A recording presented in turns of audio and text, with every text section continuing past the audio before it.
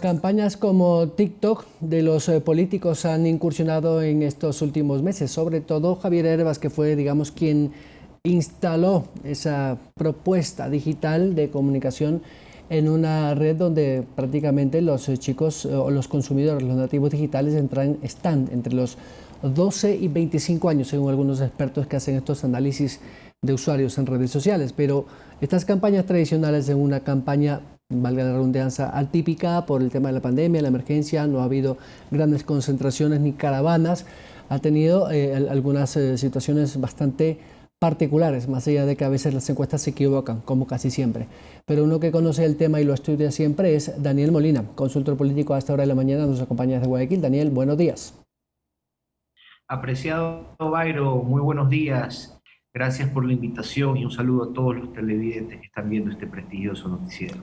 Bueno, las campañas electorales de esta última elección, la de la primera vuelta me refiero, digamos, mantuvo algunas cosas clásicas en lo que tiene que ver a comunicación política, pero el uso de las redes, a diferencia de hace 4 años, por ejemplo, se ha intensificado, teniendo en cuenta que, por ejemplo, Facebook sigue siendo uno de los planetas en este ecosistema de mayor uso, casi 14 millones de usuarios. Le sigue Instagram más o menos, que creo con 3 millones, pero el crecimiento de TikTok entre enero del 2020 y enero del 2021 fue de 600.000 a 2 millones, según algunos expertos. Tengo algunos documentos que me comparten estos datos, que lo quiero también corroborar con usted.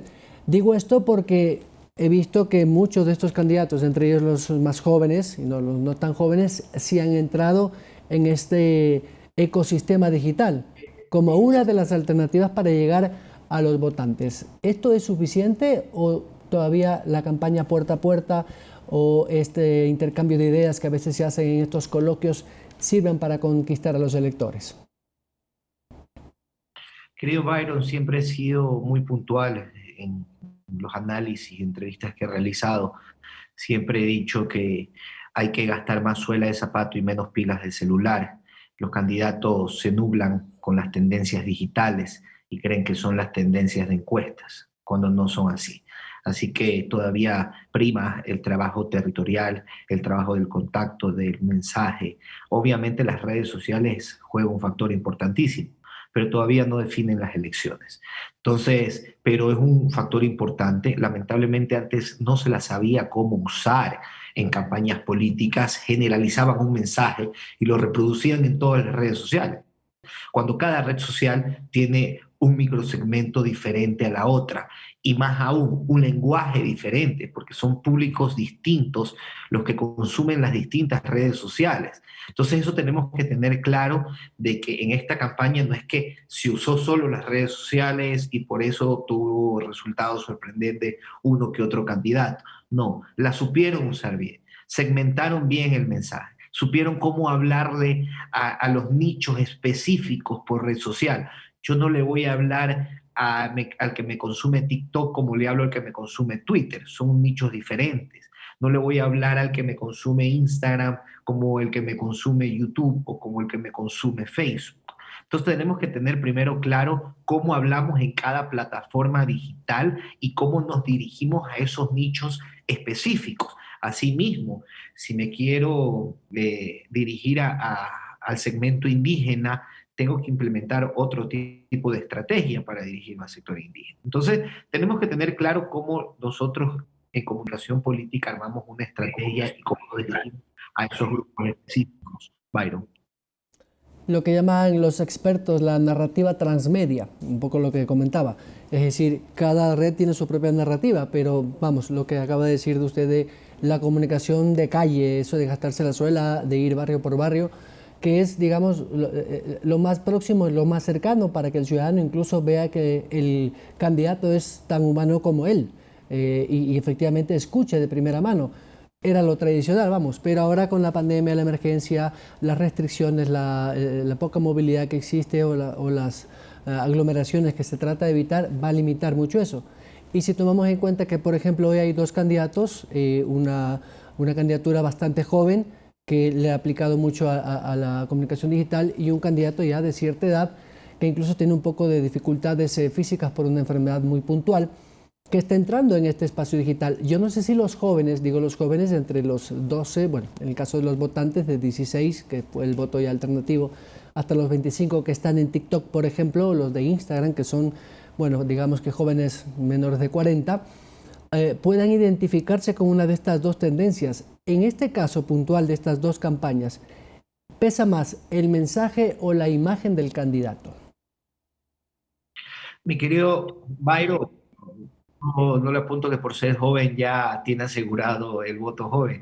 Si no, no hubiésemos visto fenómenos políticos como un Bernie Sanders, como un Biden, que acapararon el voto de la juventud. Entonces, creo que ahí es como tú implementes el lenguaje, cómo te dirijas a ellos. No porque seas joven ya captas el voto de ellos. También hemos visto acá que mujer no vota por mujer.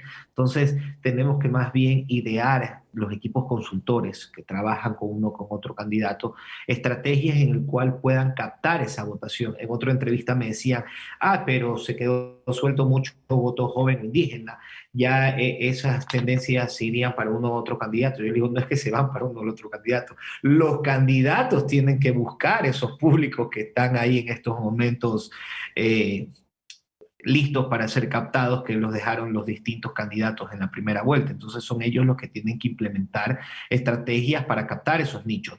He resaltado, como he sido también un crítico de campañas pasadas, en el cual veo ya un candidato que se nota una reinvención de campaña, sé que hasta cambió todo su equipo consultor y se ve un cambio positivo y se ve un lenguaje distinto que está usando desde imagen personal y dirigida al público. Pero ojo, toda una campaña tiene que ser 360. 360 es implementar medios tradicionales de aire que son muy importantes todavía, la televisión, la radio, el periódico, que todavía tiene nichos importantísimos. La radio todavía es el medio más escuchado en las zonas rurales. Entonces no tenemos que descuidar tampoco los medios tradicionales, como los medios digitales, y lo más importante es lo territorial. Entonces todo tiene que ir de la mano en una estrategia política y no descuidar ninguno de otro. Ojo, tú me decías, pero con el tema de la pandemia, cómo es el contacto, usan las plataformas digitales. Ojo, hay estrategias que se implementan que son campañas sin candidatos, se la llaman, que no necesariamente el candidato Lazo o Arauz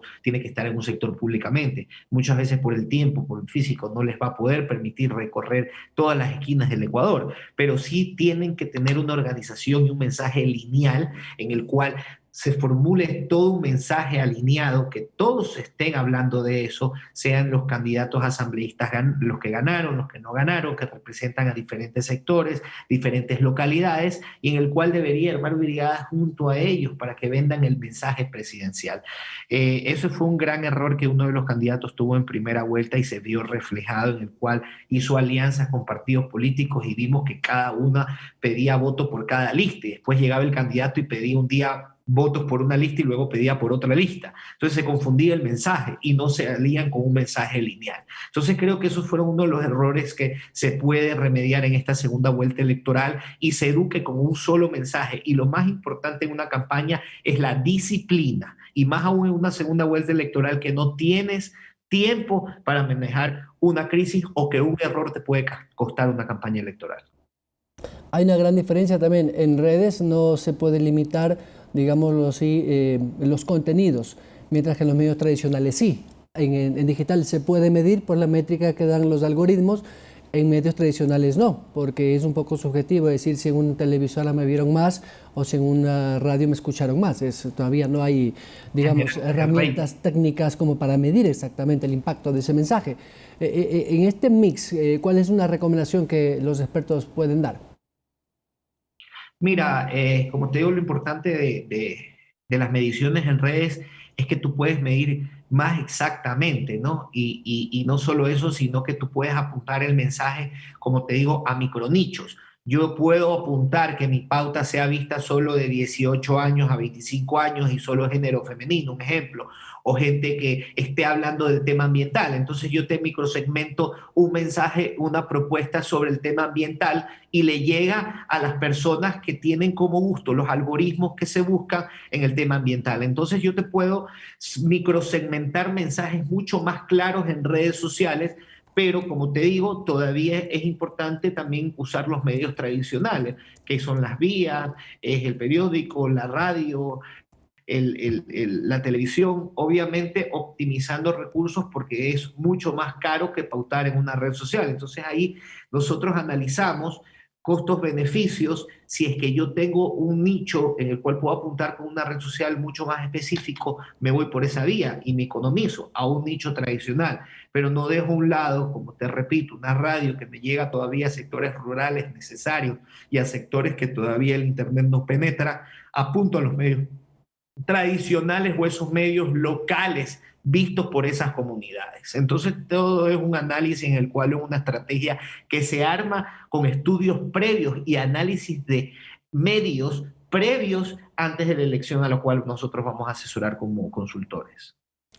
Finalmente, Daniel, ¿qué podríamos esperar estas un poco más de 4 semanas que ya iniciará formalmente la campaña electoral, aunque siguen de campaña los candidatos, en vista de que ya los electores tienen dos posiciones completamente contrapuestas o de extremas, y ese voto que aún es indefinido de aquellos candidatos, por ejemplo, del señor Herbas, o ningún voto se endosa, eso está clarísimo, ninguna tendencia, pero vamos, que hay un voto que todavía está como indeciso. ¿Qué podría pasar en las siguientes 4 o 5 semanas como para que realmente haya un giro de estos votantes que aún no se han definido para cualquiera de las dos candidaturas? ¿Qué de extraordinario tendrían que hacer cualquiera de estas dos? Mira, primero que nada, lo primero que debe tener una campaña es la disciplina. Si no hay disciplina, no hay orden, y si no hay orden, no hay un discurso lineal y no hay propuestas y demás, y se vuelve una confusión completa una campaña. Entonces, lo más importante es tener una disciplina en esta segunda vuelta electoral.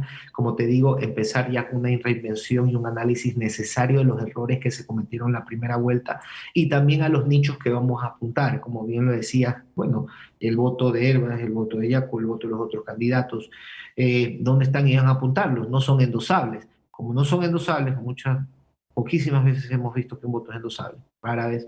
Entonces tienes que apuntar y no esperar a que los dirigentes indígenas se decidan o los dirigentes de otros sectores se decidan. No, ya tienes que ir a apuntar a ellos, como vimos que ya están apuntando a ese nicho joven que habían dejado a un lado. Entonces ya se está apuntando ahí, pero no te quedes entretenido solo ahí, o porque eres tendencia día a día, ya estás contento y piensas que estás primero en las encuestas. No, tienes que ir de la mano. Si estoy implementando una muy buena estrategia comunicacional, ¿cómo está mi territorial? Que no es que solo me dedique a una y descuido la otra. Entonces, ¿cómo está también el territorio? ¿Cómo está también captando el voto indígena? ¿Cómo estoy captando el voto ambientalista? ¿Cómo estoy captando el voto femenino, el feminista? Entonces, hacia allá es donde tenemos que ir con propuestas que también podemos formularlas junto a ese target, no solo apuntar a cautivar el target, sino hacer partícipe ese target. Vimos que el target de los jóvenes está hambriento de participar y no se les ha dado la importancia necesaria, en el cual un candidato se la dio y ahí vio los resultados reflejados. Entonces creo que tienen que arriesgarse y ya lanzarse a buscar esos nichos, no perder el tiempo, cometer menos errores. Siempre he dicho que el que menos errores comete en una campaña electoral es el que gana.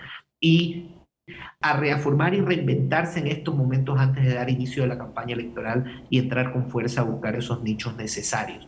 Dejar a un lado la controversia, sí, es importante el tema de la rivalidad, pero hay que ser más inteligentes y saber en qué momento responder y no dejarme nublar de que el otro candidato me lleve a su campo, sino nosotros mismos crear nuestro territorio y saber cómo caminar dentro del territorio. Finalmente, Daniel, estas propuestas en situaciones tan extremas y tan difíciles como la que vimos ahora, en que los ciudadanos estamos más pendientes de no contagiarnos, de no tener un familiar afectado por la enfermedad, por el COVID, o un familiar o alguien que está sin recursos o sin empleo. Usando estas dos realidades, que puede sonar cruel, pero lo usan, los expertos políticos siempre apuntan a eso, anclar a propuestas que tal vez no sean realizables, pero que la gente se las puede creer. El hecho de decir, por ejemplo, voy a comprar 20 millones de vacunas, 20 millones para vacunar a todo el país, voy a dar miles de dólares, etcétera, etcétera. ¿Puede realmente ese tipo de propuestas que sabemos que no son necesariamente realizables calar en ese voto? Byron, queda en cada persona en creer o no creer, el libre albedrío. Uno como consultor y estrategas en una campaña es como un juego de ajedrez. Tú tienes que saber mover las fichas y no permitir que se coman al rey. Nada más, así que implementas de acuerdo a lo que quiere escuchar la gente. Te voy a decir una cosa, y por eso vi que uno de los candidatos implementó esta propuesta del bono. Tú sí sabías que vi un estudio y en el cual la mayoría de la gente, más que preferir empleo, prefería voto, imagínate. Entonces, ¿hacia dónde va la estrategia? A darles lo que quieren escuchar. Entonces, uno como estratega se basa en los estudios, en las necesidades de la gente para formular el mensaje y todas las estrategias a seguir. Sí, lamentablemente las personas son las que creen, las personas son las que votan, pero tienes la herramienta luego de que tienes una revocatoria de mandato si es que no cumplen lo ofrecido en campaña. Entonces ahí el candidato tiene también que ser inteligente y saber cómo llevar estas propuestas y si son para cumplir o no. Y ahí corre un grave riesgo en el cual los ofrecimientos de campaña no se hagan realidad y pueda perder una credibilidad en la cual ha ganado en campaña. Entonces eso ya depende de cada candidato y cada equipo de campaña. Y como te digo, hay un libre albedrío electoral y la gente decidirá creer o no creer.